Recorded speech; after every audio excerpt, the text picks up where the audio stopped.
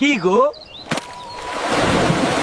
এটা কি কোনো ভূমিকম্প হচ্ছে? না, মনে হয় বড় সড়ো কোনো মাছ হবে।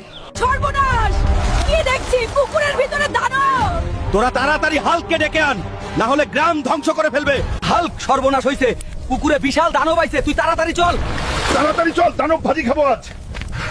বন্ধুরা, এই দানব বিশাল, লাইক সাবস্ক্রাইব করলে একে মারতে পারবো। তোমরা লাইক সাবস্ক্রাইব করে কমেন্টে নেক্সট পার্ট বলুন। স্বামী, কি হয়েছে বউ? আমি এই ছোট মাছ খাবো না, বড় মাছ চাই। যা সমুদ্রে গিয়ে বড় মাছ নিয়ে আয়। কি একটা রাক্ষসকে বিয়ে করেছি রে, জীবনটাই শেষ করে দিল। সব ছোট ছোট মাছ, বড় মাছ কই রে? এটা তো একটা জলপরি, এত সুন্দরী। হালকো, তুমি তো খুব শক্তিশালী। কোনো মতলব আছে নাকি? আর বলো না, আমার থেকে বড় মাছ এই সমুদ্রে পাবে না। তোমাকেই বাড়ি নিয়ে যেতে পারি। নিয়ে যেতে পারো না, কিন্তু থাকতে পারো। কেন যে হালকে সমুদ্রে মাছ আনতে বললাম? আজ 7 দিন হয়ে গেল, বাড়ি ফেরেনি, তুমি ফেরেনি।